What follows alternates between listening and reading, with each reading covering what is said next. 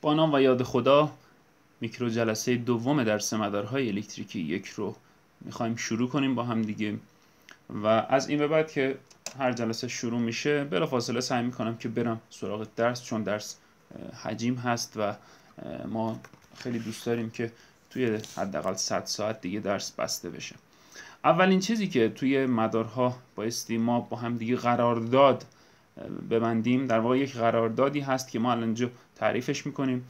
این قرارداد تا انتهای زندگی علمی شما در درس مدار، الکترونیک و هر درسی که حالا ربطی به مدار داشته باشه برقرار خواهد بود. پس بد نیست که این قرارداد رو مشابه من یاد بگیرید و تا آخر زندگی علمی خودتون همراه خودتون داشته باشید. پس می نویسم یک قرارداد. حالا چی هست این قرارداد؟ جریان‌های وارد شونده به یک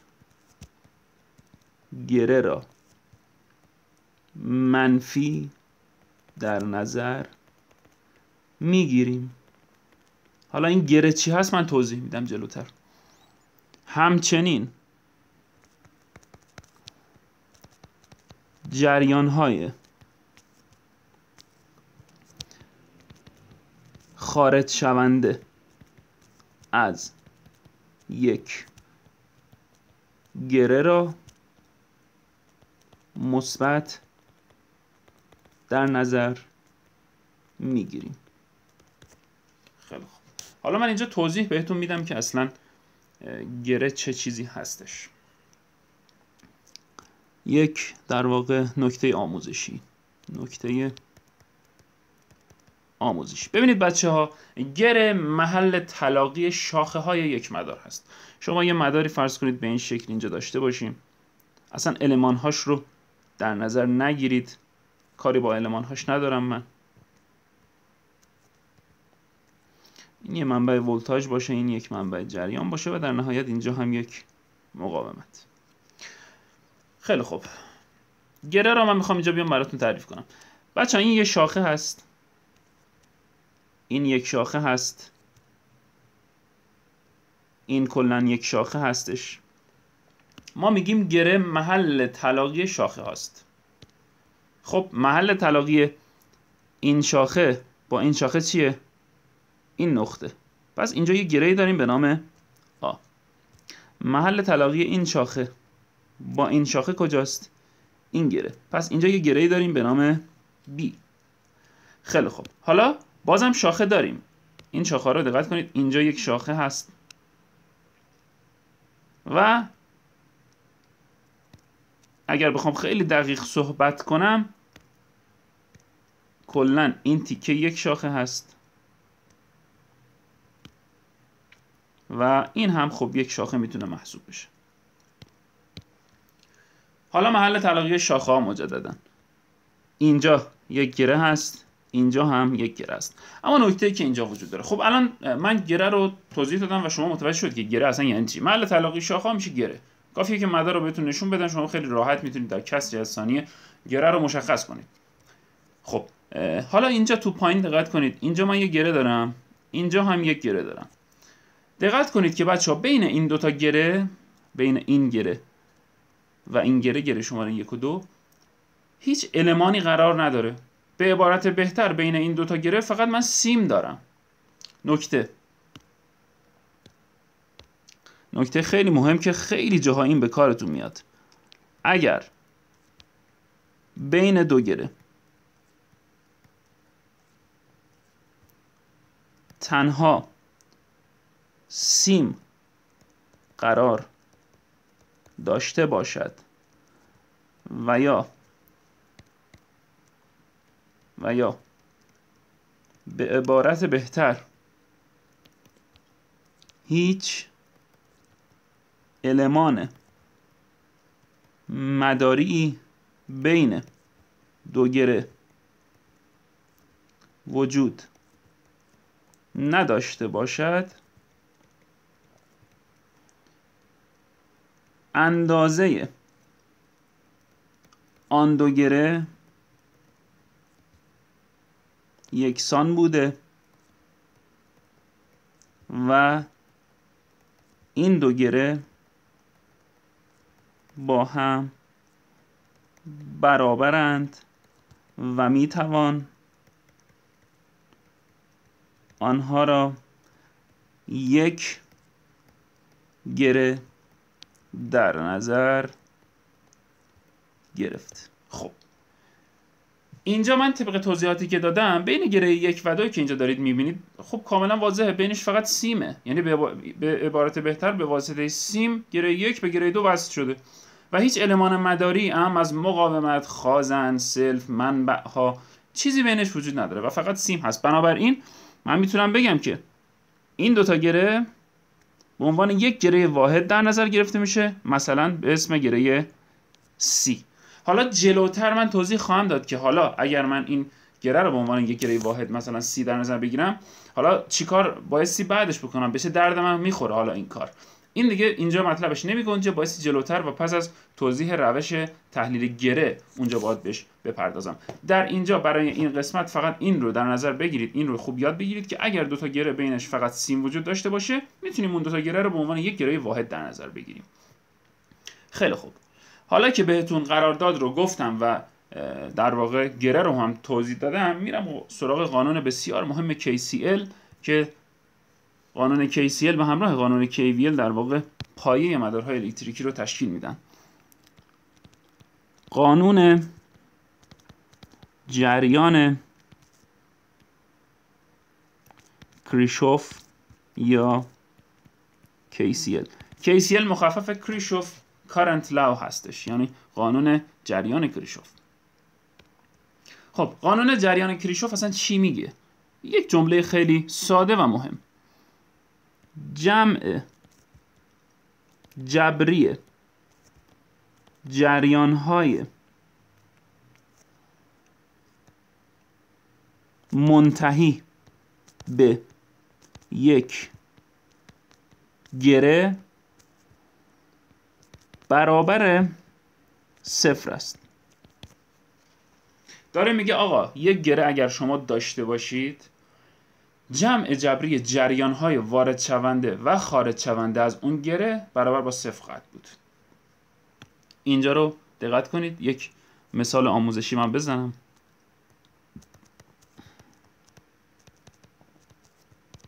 این جریان‌های منتهی به یک گره در واقع یعنی جریان‌های وارد شونده به گره و جریان‌های خارج شونده از گره. منظورش اینه. خب مثال آموزشی: این گره رو در نظر بگیرید، یه گره خیلی ساده، یه شاخه به این شکل ازش زده بیرون، یه شاخه اینجا، یه شاخه هم اینجا.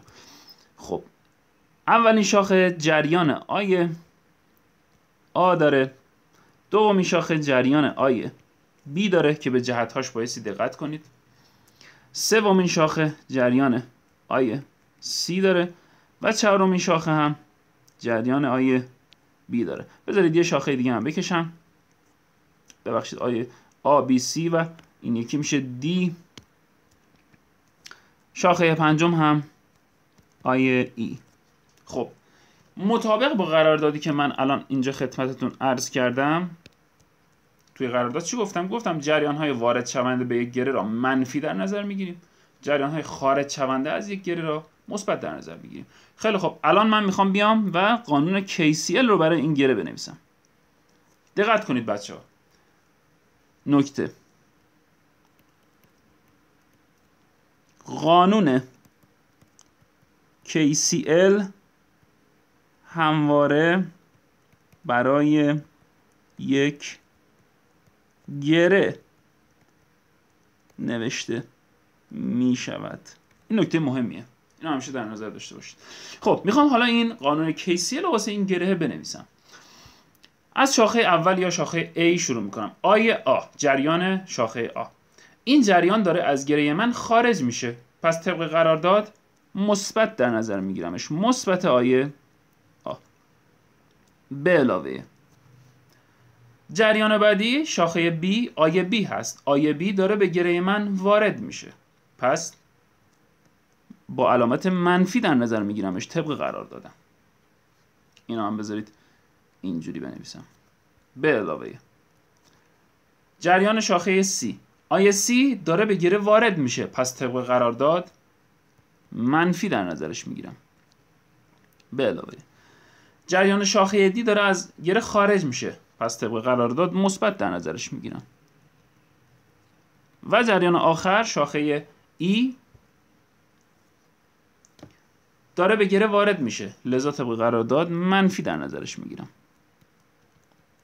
این هست رابطه KCL من که حالا اگر این جریان ها عددی باشن که احتمالاً توی مسائل عددی قطعاً باید همینطوری باشه، خیلی راحت میتونید مجهول رو به دست بیارید چون یک طرف تساوی برابر با 0 است.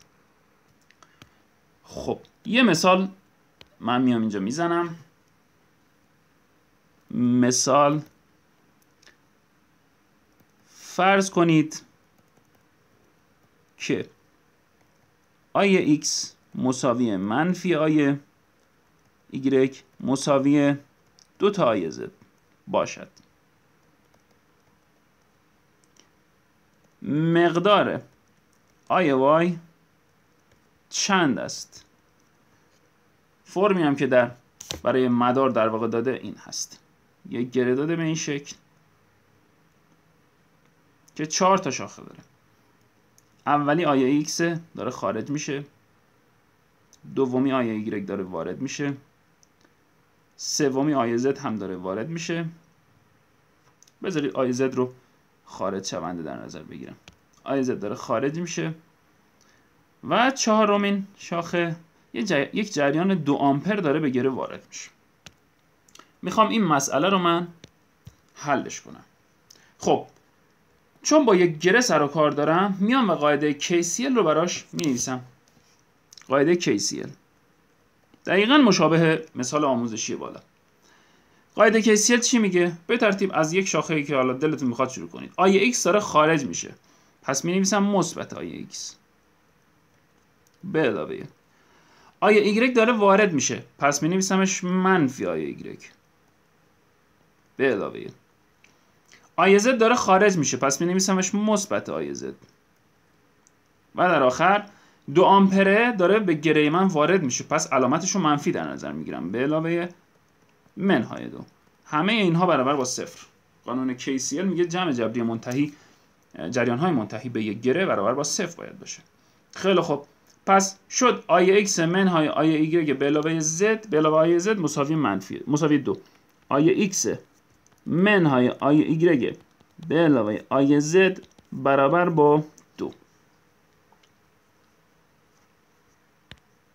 خب حالا چیکار میکنم؟ از این فرض مسئله میام و استفاده میکنم. هدف پیدا کردن آی y هست، پس آی x و آی z رو میام بر حسب آی y مینویسم.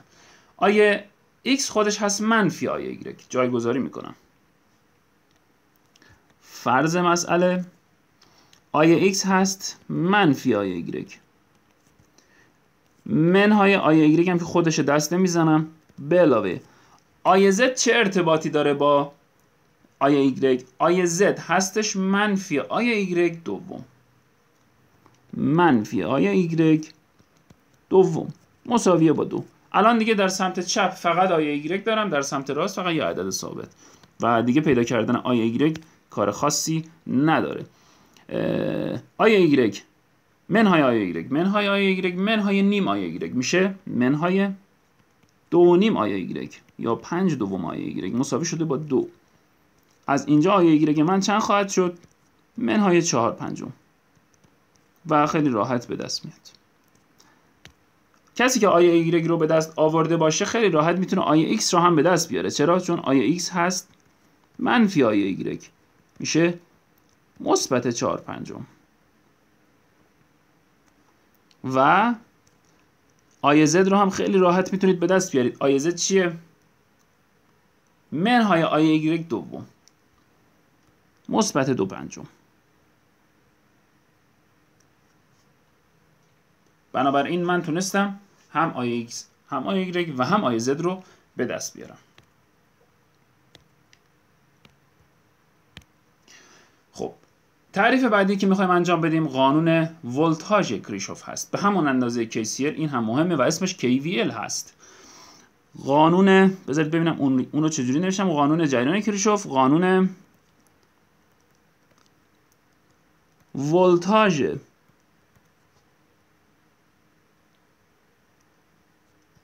کریشوف یا KVL یا کریشوف ولتیج لاو.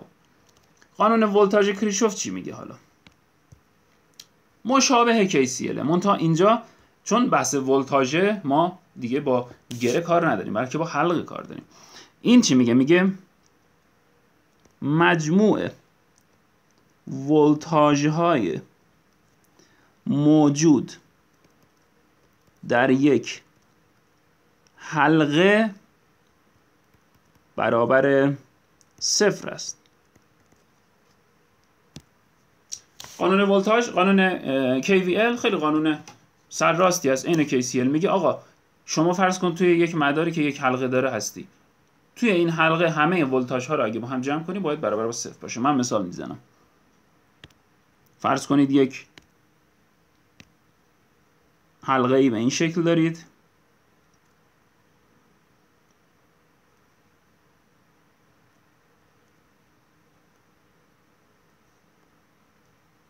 خب این هست ولتاژش V1، این هست ولتاژش به این شکل V2، این هست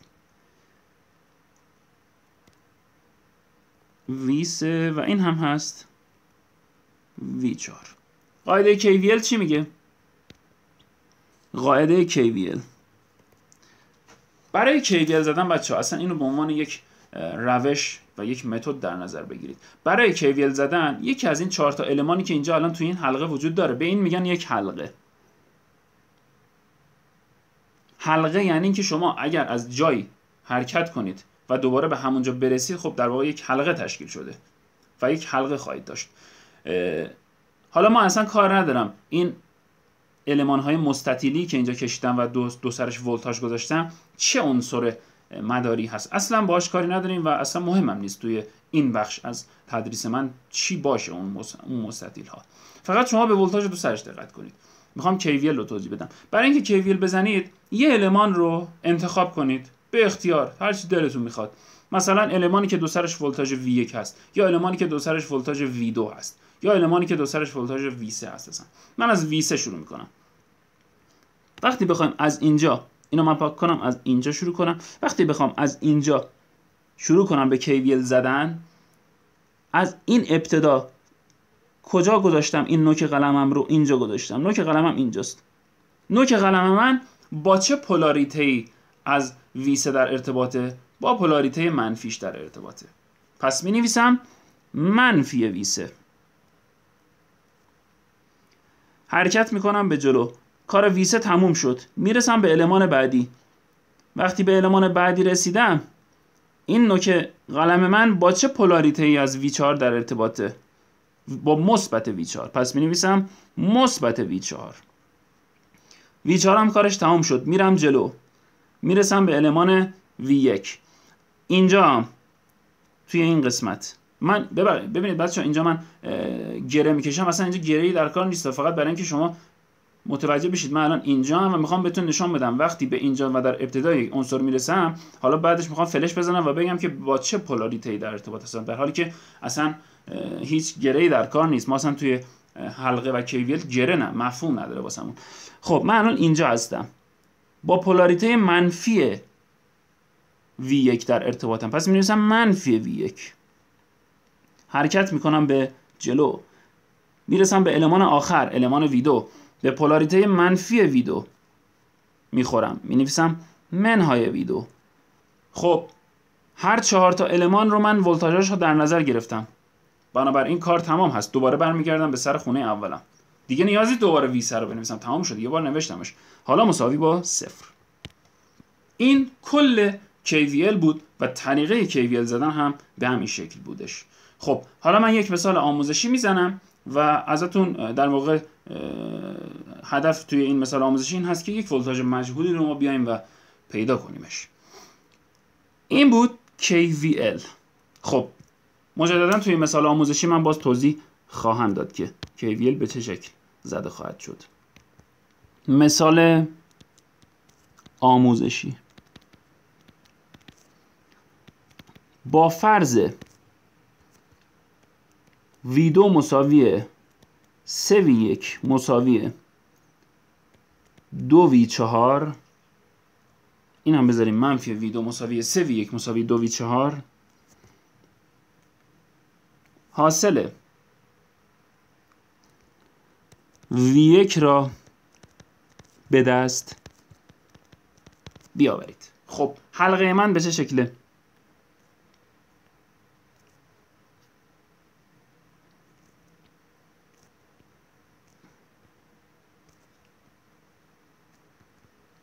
به این شکل. این هستش V1 این هستش V2 اینجا 2 ولت رو دارم و در اینجا V4 رو دارم، یا میخواید اسمش هم خب بذارم V3 که ترتیب رعایت بشه. این V3 اینجا هم V3. چی رو از من میخواد؟ صورت سوال بهم گفته که آقا فرض کنید منفی V2 مساوی 3V1 مساوی 2V3 باشه، حاصل V1 رو واسه من بیایید و به دست بیارید. خب رمز حل چیه بچه‌ها؟ زدن KVL. از هر جا دلتون میخواد توی این حلقه از هر المانی که دوست دارید شروع کنید. من اون سری از سمت راست یعنی V3 شروع کردم، این بار از اصلا حلقه رو من میخوام دیگه تغییرش بدم. دقت کنید بچه‌ها، حلقه‌ای که من توی این زدم به این شکل بود. شما میتونید برعکسش هم بزنید، یعنی اینجوری هم میتونید KVL بزنید، اصلا هیچ تفاوتی نمیکنه. هدف اینه که جمع جبری ولتاژ ها برابر با 0 باشه. این بار من این مدلی KVL میزنم. خب از اینجا شروع میکنم به حرکت کردن. نقطه شروع من در ارتباط با پولاریته منفی ولتاژ V1 هست. از اینجا شروع میکنم به حرکت کردن. دقت کنید وقتی شروع میکنم اول بخش منفی ولتاژ V1 رو میبینم، پس مینویسمش KVL منفی V1. حرکت میکنم میام، وقتی به V3 میرسم ابتدای کار بخش مثبت ولتاژ V3 رو میبینم به علاوه V3. از V3 هم رد میشم، میام به المانی میرسم که ولتاژ دو سرش معلومه 2 ولت و ابتدای کار به بخش مثبت این 2 ولتیه میرسم به علاوه 2 ولت و در نهایت وقتی به V2 میرسم ابتدا مثبت V2 رو میبینم، پس مینویسم مثبت V2 و در نهایت تمام و اینجا هم KVL من تمام میشه و جمع جبری این 4 تا ولتاژ باید برابر با 0 بشه. هدف پیدا کردن چیه؟ V1. پس V1 یک عنصر مراهم برای من هستش، یعنی دوست داریم V1 باشه، مراهمه. مزاحمات چیان؟ V2 و V3 مزاحم ما هستن و باید به نوعی حذف بشن. به چه شکلی حذف بشن؟ به واسطه این فرض هایی که مسئله به من داده. خب بازنویسی میکنم منهای V1 به علاوه به جای V3 من چی میتونم بذارم که بر حسب V1 باشه؟ از اینجا خیلی راحت به دست میاد. V3 هستش 3/2 V1. در واقع این تساوی رو در نظر میگیرم و خیلی راحت V3 رو بر حسب V1 به دست میارم. به علاوه 3/2 V1 به علاوه 2 به علاوه حالا V2 رو میخوام بر حسب V1 به دست بیارم، کاری نداره. اینو در نظر میگیرم و مینویسم V2 مساوی منفی 3V1. V2 مساوی منفی 3V1 منفی 3V1 مساوی 0.